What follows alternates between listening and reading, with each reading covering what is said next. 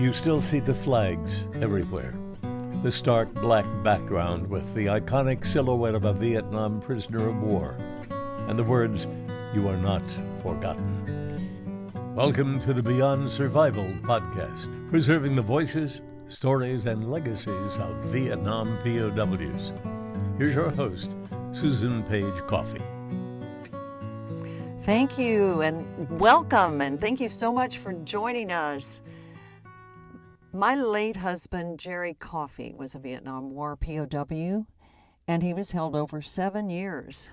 With Jerry's experience in mind, I have co-founded Beyond Survival, a nonprofit organization with a mission to enlighten and educate all generations about the extraordinary, amazing courage of the American prisoners of war here held in North Vietnam.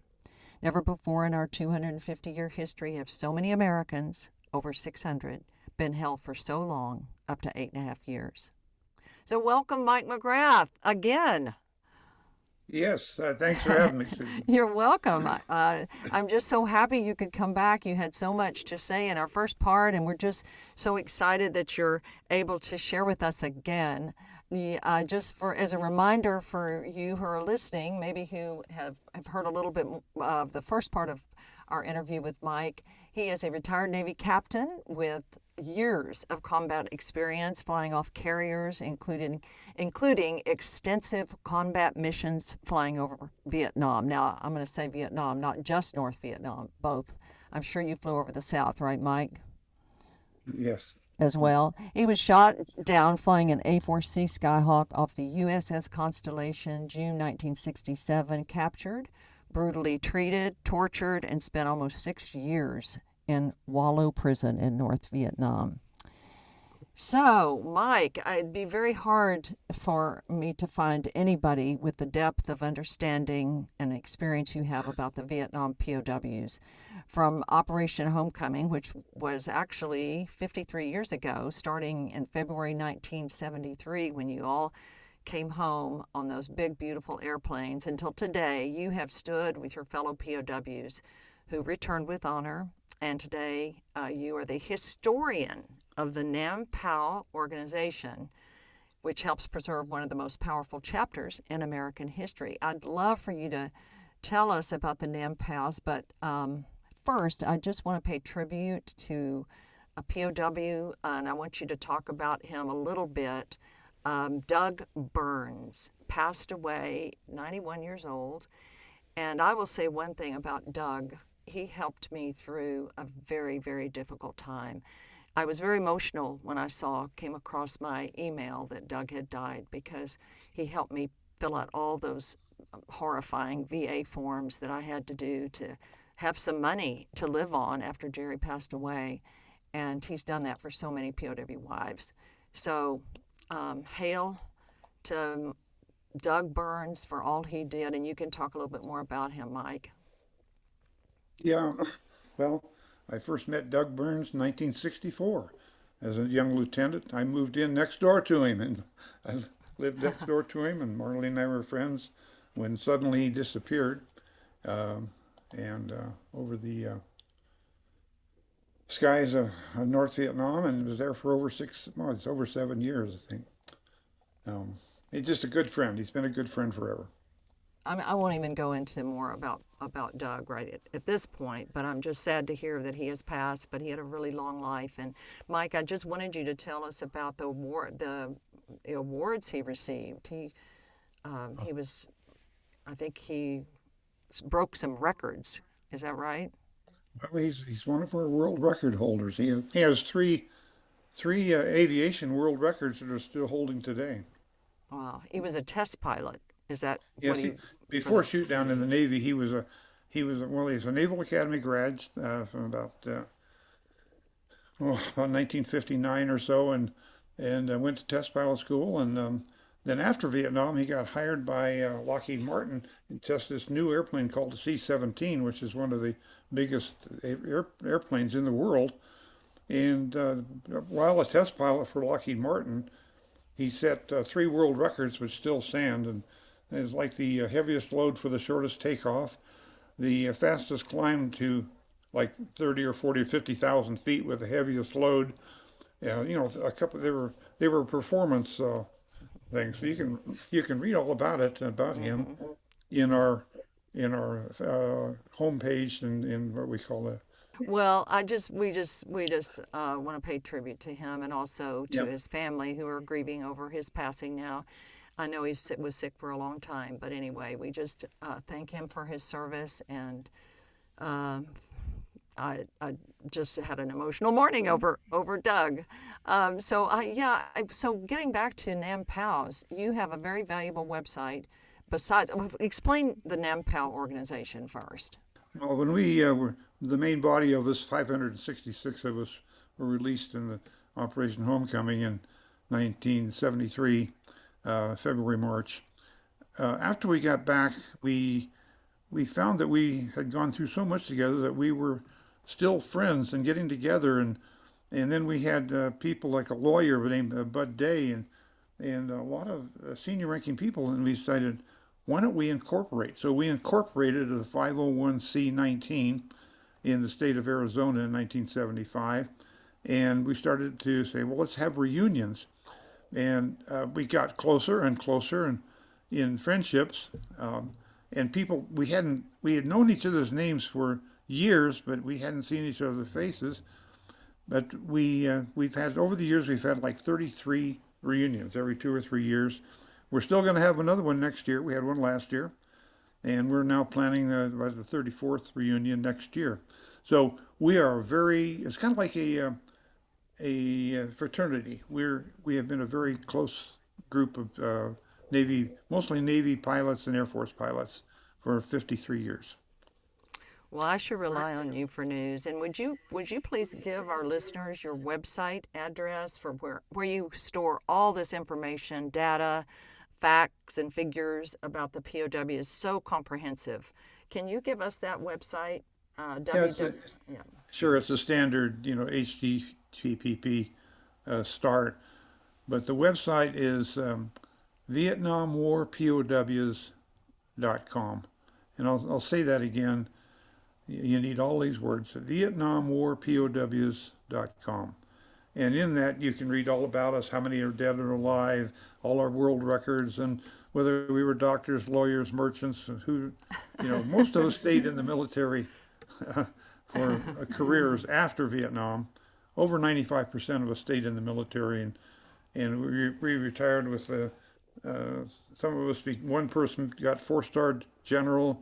We had congressmen, senators, doctors, surgeons, all kinds of walks of life, and we're a very successful group. Why do you think that is? How do you think it is that, and of course you were all successful really just in your careers in the military, flying jets, that's pretty successful just to reach that level. But what do you think it was about this group of men held together, not knowing each other, tortured, treated terribly, but returning home with honor and always keeping the faith? What do you think? What do you think made the difference? Well, I guess there's a lot of factors. One, we were highly motivated. About 40 of us served in World War II and in Korea, and they were the older pilots, and they were still in the Navy and the Air Force for a career. And all the younger guys, like me, a Navy lieutenant at age 27, we just all had a love for our country, and we all were serving our country in the missions that were called upon to stop the flow of supplies, uh, into the South. But anyway, so a love of country, and then also if you're there for 6 years, when you get out, all of a sudden you have over 10 years of service, and you're very close to retirement at 20. So over 95% of us just stayed in for 20 or more years and retired, and then we went on to other occupations. But it was just a love of country and our service that Mm-hmm. we weren't bitter, and we weren't Mm-hmm. saying, oh, I, I just was, Yes. we just wanted to continue to serve. Well, you certainly did, Mike, and with your NAMPOW organization, you've done that. You've continued with that. I think your motto in prison was unity over self, or one of your mottos. Return with honor, of course, but unity over self, and that the fact that you're still meeting and you're still having reunions, and this is coming up on the 34th, is just speaks to that, and how you you went through the crucible together, and then you came out as such winners. And I think that really says a lot about society. When do people have to, when do our young people, even older people, get challenged and then have to go through something and then come out ahead on the other side, as Jerry would say, going beyond survival instead of just surviving, but going beyond that. So that's definitely what you guys did. So I wanted to ask you, how many POWs are still with us Yeah, from that? we started off, and even the Department of Defense recognizes this. We started off as 662 of us got out alive. 32 escaped, and the Vietnamese released 660 of us. And so 662 came out alive. And Doug, of course, just died a few days ago. Mm-hmm. There are 356 have died, and there's 306 of us alive today. That's a big number of those who have passed, but there's a big reunion going on up in heaven. I know it's pretty rowdy, probably. But anyway, thank you for keeping us posted on all those deaths. I see those come across, and say a little prayer. It's really nice to know what's going on, even as a spouse, a widow. So many of the POWs and their wives came home. They'd been separated. Some up to 8.5 years in the case of Everett Alvarez. But then there's 8 years, Bob Shoemaker and he and his wife Lorraine stayed together through all those 8 years. You and your wife Marlene stayed together after you came home and continued being together until today. Uh, what can you give some of those divorce statistics? I know that's kind of a negative, but Yeah, how many stayed together? How many became divorced? I know you have that information. yeah, if there's a few divorces when we got home. 6, 7 years is a long time when you don't know if your husband he's just missing in action, and you don't, and the Vietnamese don't give out uh, who's alive, who's dead. But your husband's gone for 6 years, and things happen. Your kids and your life, and when you get back, you can't repair it, and you get divorced. But unfortunately, the press, as usual, capitalized on it and wrote kind of scathing stories. Like Ev Alvarez came home to a Mexican divorce. His wife had gone to Mexico and got a Mexican divorce. So the press jumps on those kind of things, and they blew them out of proportion. But over the years, and I've taken surveys as a historian, that question comes up. Well, what's your divorce rate? And basically, our divorce rate, even to today, is 55% of us are still with the original wife that we had. So if you look at the American divorce rate, it's around 55%, 50%. So we're just about the same as the American average. Oh, that's so interesting. It's amazing. Um, well, I'm so glad. I wanted to point that out because again, the media loves to just grind salt into a wound. So here you guys come home. It's a celebration, what you've gone through, and then the media decides to find something very negative about it. So thank you for bringing that out. So let's talk about something that's just disgusting, and that is that there are people out there that claim they were POWs in North Vietnam, but weren't. And that's called stolen valor. Can you explain that, Mike? Hmm. Boy, that's a touchy subject, but it's very. We call them wannabes. I want to be a SEAL. I want to be a Special Forces. I want to be a POW. It can be, I want to be senator or congressman or anything in life.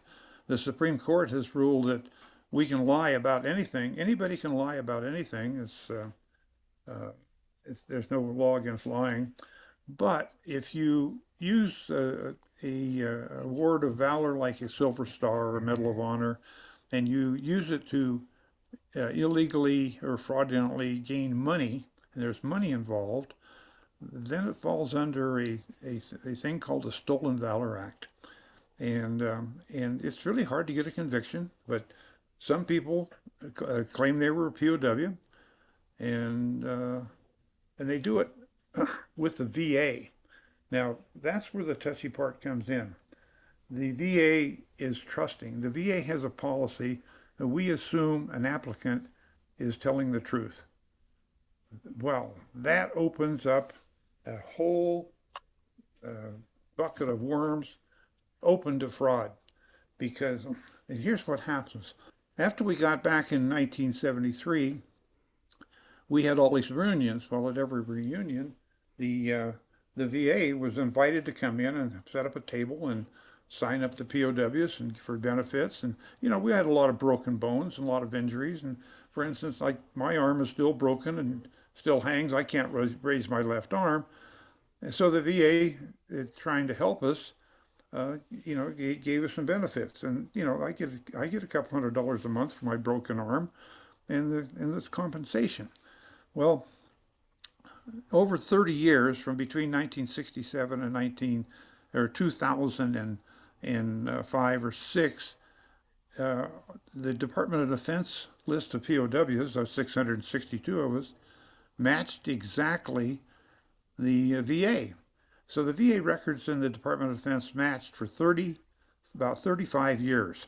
But somebody, and we were all in, we were all signed up, and every one of us, and we knew who we were, and they're all open source in the records. And, your listeners can look up those.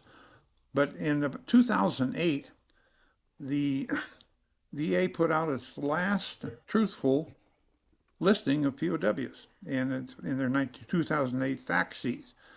But by 2009, they had put out an advertisement. Somebody in the VA said, "Oh, we've got to give more aid and care to our POWs from Desert Storm and Iraqi Freedom," and they put out an advertisement saying, "If you're a POW, come into the VA and sign up for benefits." And it was a big push. Trouble was, we were already in. Nobody was left to sign up. But guess what? When you open up a program and say, begging people to come in and say, "Oh, I was a POW," you're opening some very dangerous gates there. Well, here's how bad it was. By April of 2009, just in a period of 1 year, of the Vietnam POWs of alive, the VA said there was 560 of us alive, and 100 of us have died. And the VA says, "Oh, we're giving benefits to 966. That's 400 people more than of us are alive." But for Desert Storm, it was even worse. There was 21 POWs in Desert Storm, but by April of 2009, the VA was given benefits to 286. See, that's like 260 fraudulent POWs have come in, said, "I'm a POW." The VA says, "Oh, we'll take care of you. You're signed up.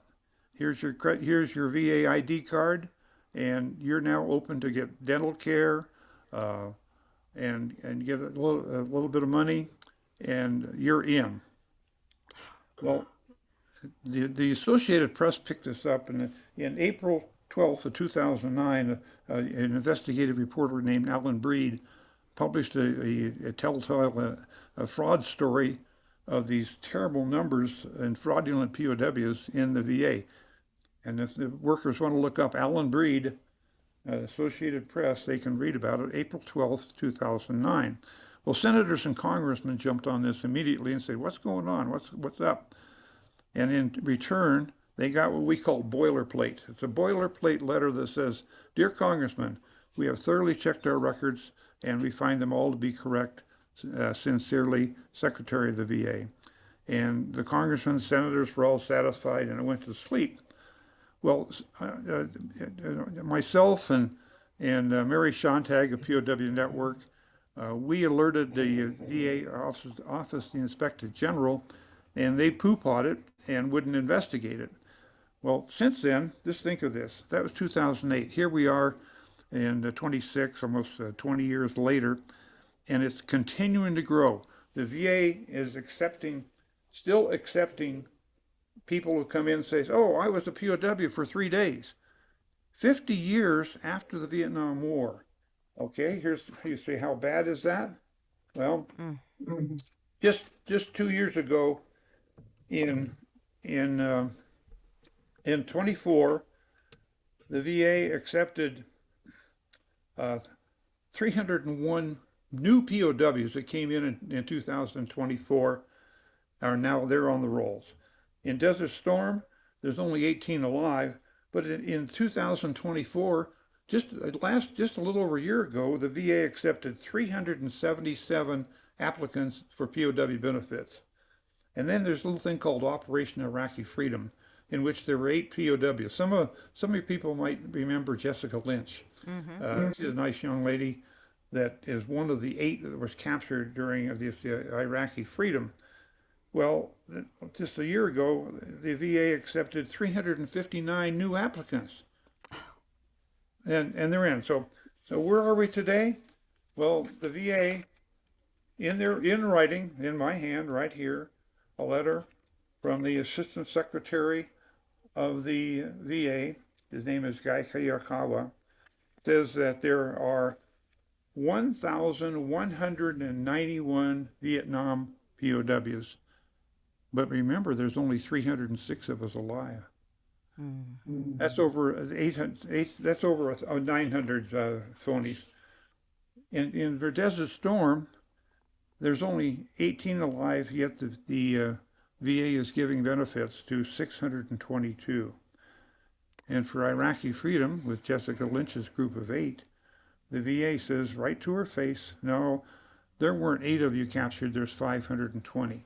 So if you add those all up, the total of that, just the fraudulent POWs who have signed up and put their name down for benefits, is 2,015. So I've uncovered 2,015 fraudulent POWs, but it's not new. Every secretary of the VA from about 2003 on has been briefed on this by our POWs, our group. So every secretary of the VA is aware of it. And every secretary of the VA always says, interesting, but I'll look into it. But then it dies. But they're still signing them up today because of the VA's policy of we believe the POW applicant or any applicant for any claim as being truthful. So it's a problem that exists today.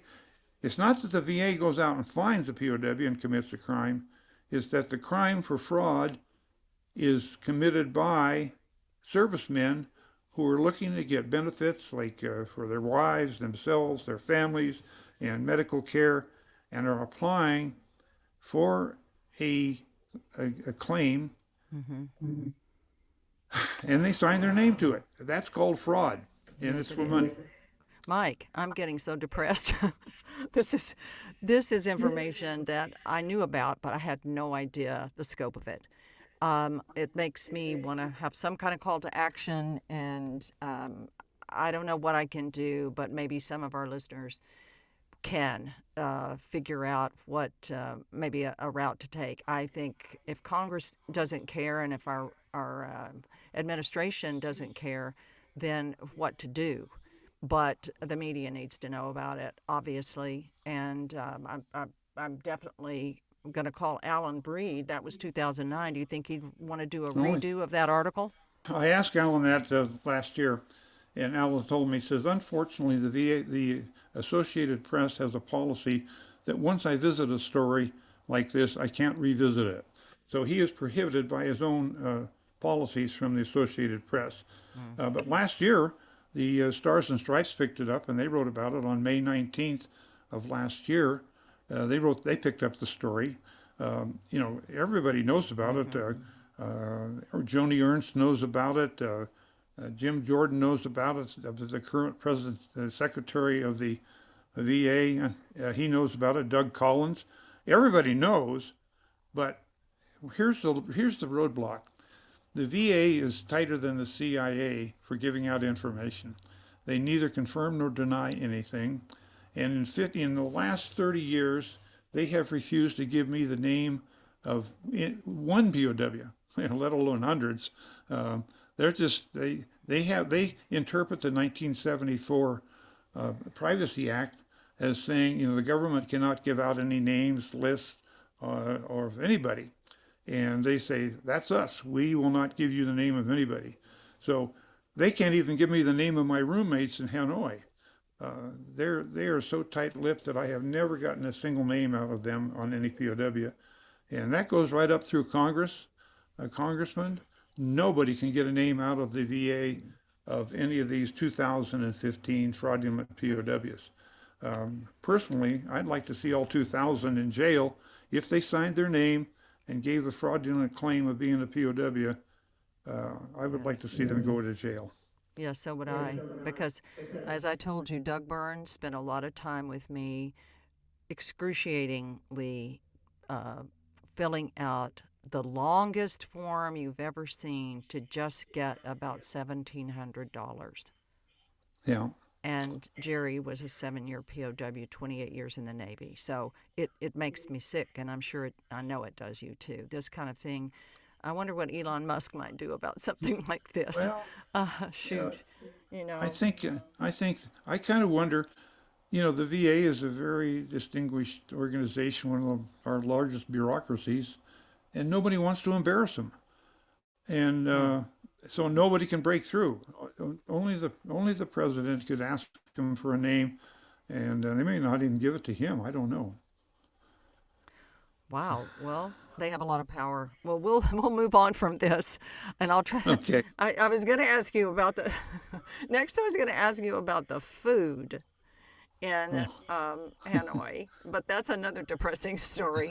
I just real quickly, I will tell you that one time Jerry was making his talk, and a lady came up afterwards, and she said, "Oh my goodness," she said, "I could have never and never done what you did." And of course, he had talked about the torture and isolation, deprivation, all of it. And of course the food. And he said, "Well, I'm sure you could." She said, "No, I just hate bad food." And she she synthesized all of that experience in Wallow prison down to bad food, which I thought was rather funny. But how was the food, Mike? well, let me tell you this. For the people who are just overweight a couple of pounds and like to lose some weight, they'd really enjoy this food. You got you got a bowl of rice in the morning and some boiled cabbage, and then you got a bowl of rice in the afternoon at 4 o'clock with some boiled pumpkin, and then, well, the next day and the next day and 30 days and 60 days, 180 days. After about 180 days of a bowl of rice and some boiled cabbage, guess what? You lose weight. So, so for those people out there that want a diet, just go on a cabbage and rice diet, and I guarantee you'll lose those pounds. Jerry I could never lost it. By ever. the way, I lost 50 pounds. Oh I my was gosh, down. I Mike. was down. I had a 29-inch waist. We could measure our waist, and my hips, they went into 29 inches. That's high school. Yeah, When I that's stepped off on the in Clark 6 years later, I stepped on the scale, and I was able to guess within 2 pounds of what I weighed, 145. well, when And wrestling, you have to know what you weigh. That was right, your yeah, sport. So, but that was sure shocking. And I think yeah. Jerry could never eat pumpkin again or cabbage. In 30 years, I love cabbage and I like pumpkin, but no, never could, not at all. And that he said he got a chicken, like the comb of a chicken and a beak one time, and there was a little bit of protein in there somehow. Well, It's we'd got the chicken toes. They'd cut up. Remember, how the hard that bony thing from the knee on down to the toes in a chicken.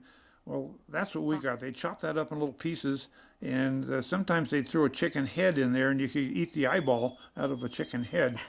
But that was the only meat we got. We never saw an ice cube or an egg or right. any protein. You just had. Well, one time I had you get fish heads and rice, and one time I got a fish head. The whole room did. We split it up, and two of us got an eyeball of the fish head, and then you take the little bones and suck all the juice around a little pile of bones. But yeah, you'd eat anything you could get a hold of. Yes. We've described the food. It began to improve at a certain point, I've read. And why was that when it sort of began to improve? Or did it ever for you? Well, it didn't improve until we started the bombing in 1972, and Nixon was serious about ending the war. During the bombing, they started improving the food. They started putting sugar on the bread, and they started giving us Russian candy bars once in a while, and they would smile and and give us a little bit. In fact, they were cutting up some of their water buffaloes and giving us a piece of meat, and usually and pieces of pork belly, pork fat. Unfortunately, the hair was still on it. So can you imagine? You have to eat a little piece of pork fat with all that hair still stuck to it. But we ate it. Oh But my. but that's when they sensed that the end of the war would be coming soon or sometime, and they did improve the food, trying to help us gain weight because we had sick people who were 6 feet tall that weighed 120 pounds. Your cheekbones are you're in, and your ribs are all showing, and you kind of look like those Auschwitz POWs from World War II in Germany. So we were pretty gaunt, but they Well, tried to fatten us up. isn't it funny that there are no pictures of you guys gaunt and at 120 pounds anywhere out in the media? Or at least there, I'm sure there is in the communist world and in Hanoi. They've got lots of pictures of you guys, but they took pictures of you guys playing volleyball and doing all kinds of fun things. That was a So talk, propaganda group. yeah, yeah, That group, yeah, that was a that, propaganda yeah. So talk photo. about that. That's propaganda. This was a propaganda war, Yeah, that's it. and how it influenced people around the world, and what the pictures and the what they were doing there. They put out to influence because they felt it. Propaganda is what it is. In Iraq it was Baghdad Bob, and right now it's Iran with their propaganda, Yeah. and of course the Russians are famous for their propaganda. But yeah, it's they would for instance they'd pull out a POW that didn't look too skinny, and they'd put him in front of a table full of food, and then they'd take a photograph of him, and of course, Yeah. they wouldn't let him have the food. They'd send him back to his cell.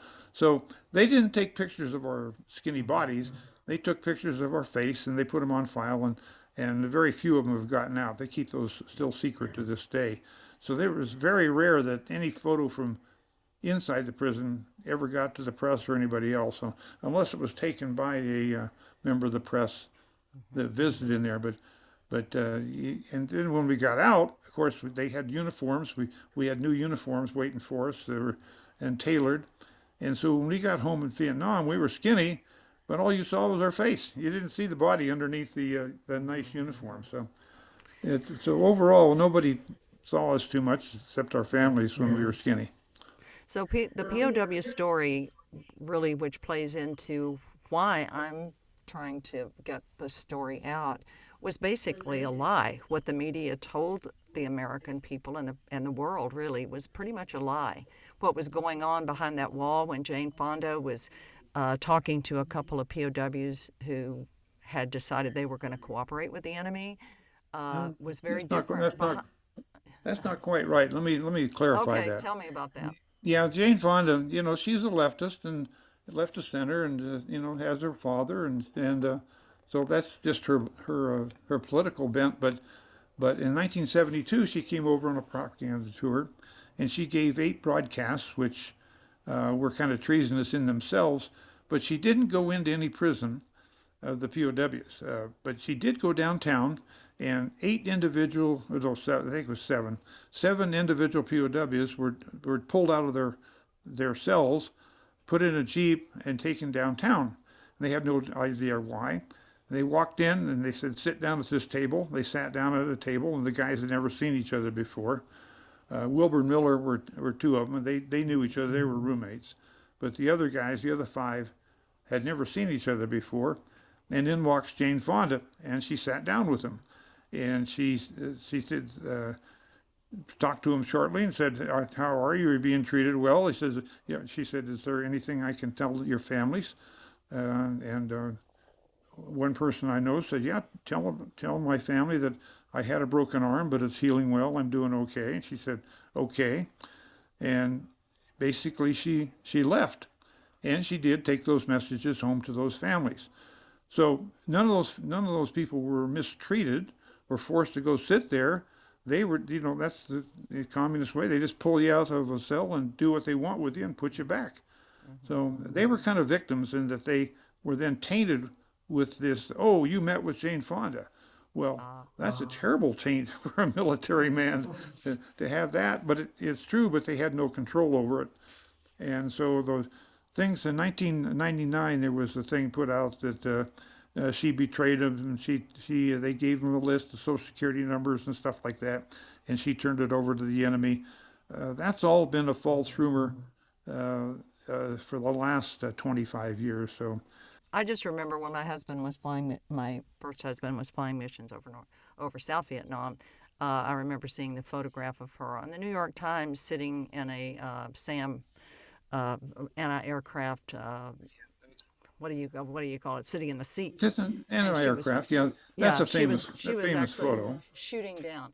And so I never could really have a forgiving feeling about Jane No, Fonda after that, because I knew she was for my husband being shot down. And she was for that. So I have to be against her if that was the truth.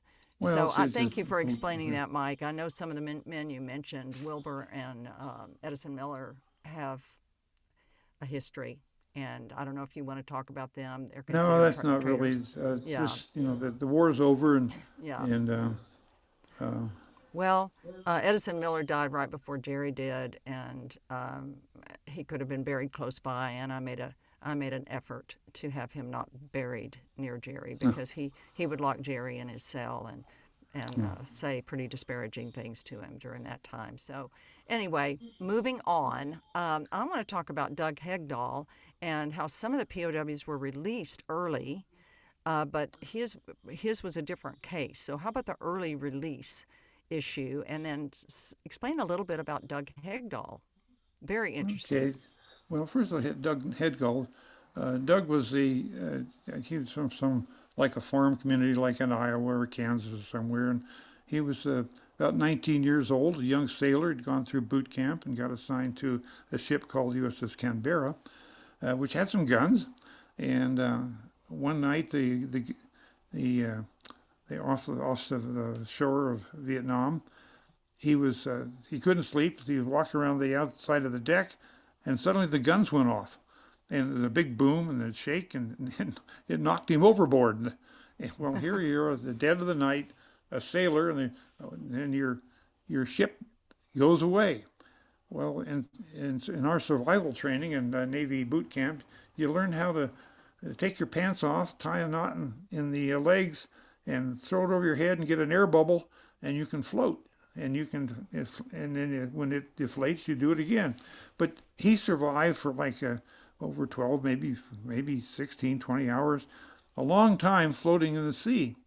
And the next day, the Vietnamese fishermen found him and pulled him aboard and took him in and turned him over to the authorities.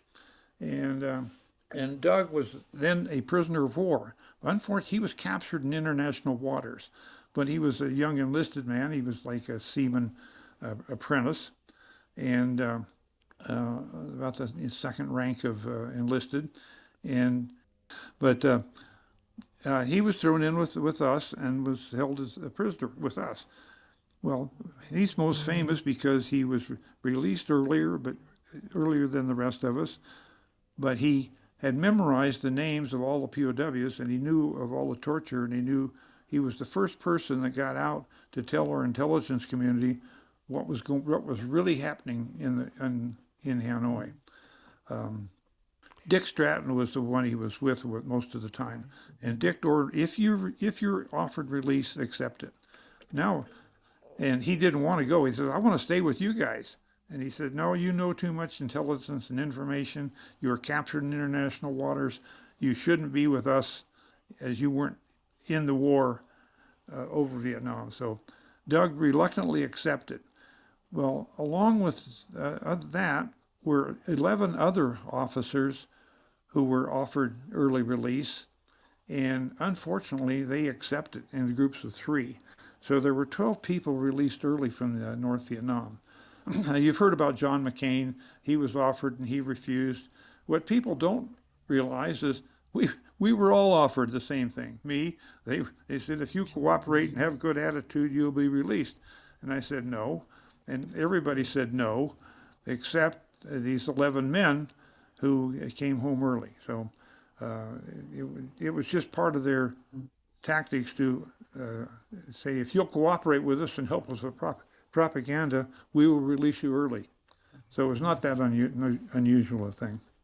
Well, he's kind of a hero, a folk hero in some ways because of how he was able to memorize all those names and then get back the true story and that he didn't want to leave. I love his story. Thanks for sharing that, Mike. So I know that Jerry spoke of being, when he heard the keys rattling in the middle of the night, opening his cell door, it really got his attention, and he was fearful because he knew what that quiz meant, and sometimes he would tap on the wall cue, like you said, that he was going to quiz. And what did quiz mean in your experience when you went, I when you think had to? you just described to me and maybe to others and to Jerry one of the most frightening things of the war. It'd be in the middle of the night, you could hear the turnkey and the muffled voices, the turnkey coming down and the rattle of the keys. And you know that some cell is going to be unlocked and somebody's going to go out and maybe be tortured in an interrogation session. And it sends a chill up your back of your spine that it might be me. What are they going to do? What's happening? And it's really scary in the middle of the night to hear the rattle of keys. And and you're right. An interrogation for tap code was just Q. Yeah. Well, I was reading in the book POW about a terrible story, but Air Force Major Norm Schmidt, and he went out. They thought was for quiz, but he never came back, and then they Yeah. declared him that he had died. How many others never came back from quiz? Well, in North Vietnam, there were close to 500 of us captured. 486 of us survived, but uh, 20. Your quick answer is 28 of our guys were killed by the Vietnamese in North Vietnam. Yeah, that's a lot. That is like 5%. 28 guys were trying to stick to the name, rank, and serial number and do the best they could, and unfortunately they took it too far, didn't break in time, and didn't come back. And Norm was one of those guys that was trying his best to uphold the code of conduct and didn't survive. Well, sad for him and all of those men, and we just have to constantly thank them for their sacrifice because Yeah. they sacrificed their lives. And anyway, Mike, thank God you did come back, and I'd love now to hear about your homecoming with your wife Marlene and your boys, and tell us about your 7-month family vacation. Well, of course, it was a great day in my life. They released us in Operation Homecoming. There was 566 of us still remaining there, and most of us were released out of Hanoi because all the POWs were in South Vietnam and Laos that survived had all been moved to Hanoi. So we flew in C-141s out of Hanoi, flew to Clark Air Force Base for 3 days of intensive medical care where the dentist gave us, replaced teeth that had been knocked out and chipped teeth that had been, broken out, and uniforms that gave us to fit, and they had tailors and uh, working around the clock to give us uniforms so we could meet our family. And so 3 days later, on March 7th, 1973, I had a new rank. I had the correct awards and ribbons on my uniform and shoes that fit, and flew home to San Diego. And once we got to the United States, we split up into the different airplanes and flew to the nearest base where our families were located for release. Now, we landed in San Francisco. Some guys got off, and the plane continued to San Diego, and I got off. And there was people lined up all over the place. They were all joyful and happy, and in the POWs in San Diego area, yeah, on that particular airplane. And remember, there were dozens of airplanes. I mean, 500 people but only 40 seats in an airplane. It took an awful lot of C-141 flights to get us out of there. But in my case, I stepped off of the airplane in San Diego, and they said, would you like to say a few words into this microphone? And I looked over, and there's a big flag draped across from the people. Said, "Welcome home, Mike the Magic Man." And I knew that was me. It was a family that I had. I was a magician, an amateur magician, and I had years before I had shown that family a magic show, and so that family was there, and all of a sudden. It burst out my wife and my two sons. I'd left my two sons. They were 2 and 3 when I left. And I came home and they were 8 and 9, and they were playing golf and skiing and fishing and doing all kinds of activities.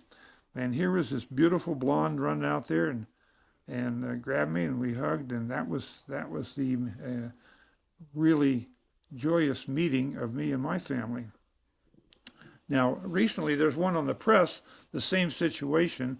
There's a famous photo of, I think it's Norm Schmidt, and his wife and children running out to meet him. Unfortunately, he just died the last year or so ago, but that's a famous photo that your listeners might have seen with the girl in the miniskirt. That was his wife. And unfortunately, that was a marriage, one of the ones that didn't last. It was a famous photo, but shortly after he got home, they got a divorce. It's very sad. But it's very joyous. Okay, so Yes. back to your question about the vacation.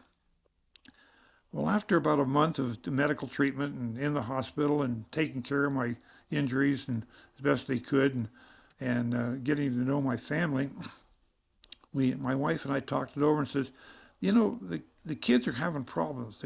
They're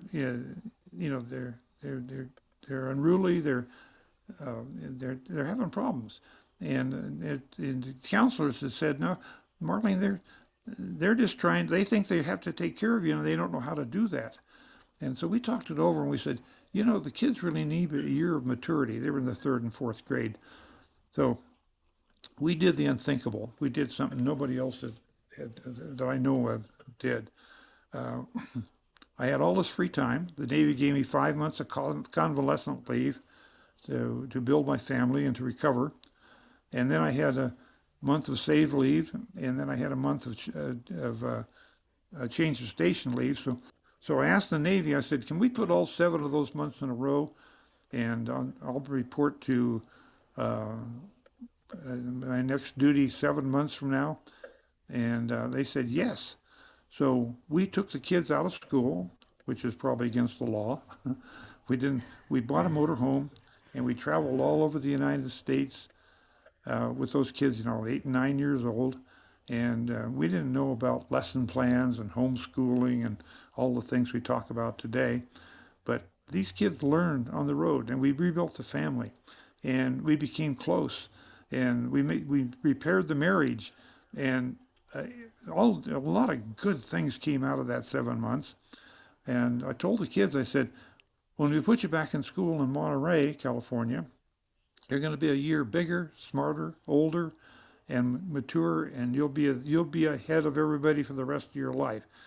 And we're going to have a year of fun. What do you think, guys? Oh, man. They celebrated and said, yeah, Dad, let's go. So guess what? They matured for a year. And after that, for the rest of their lives, they were straight A, no problems. And became nuclear engineer, electrical engineer, chemical engineer. And they're now in their 60s today, 61 and 60, and with wonderful families themselves. So that year we took what you call a vacation. I call it family rebuilding. we rebuilt the family and had a wonderful life ever since.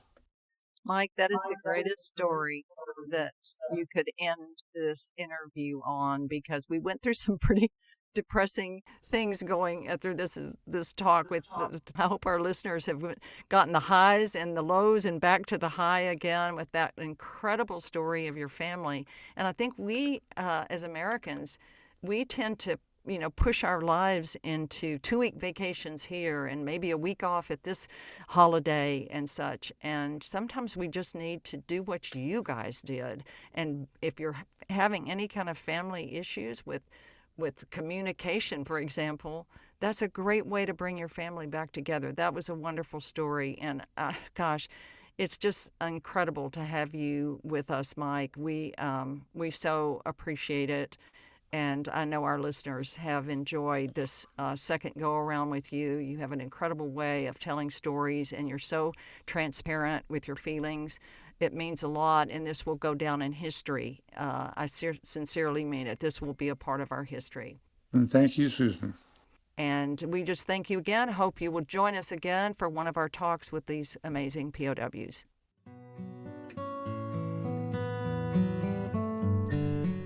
For more information about the Beyond Survival podcast, go to goingbeyondsurvival.org.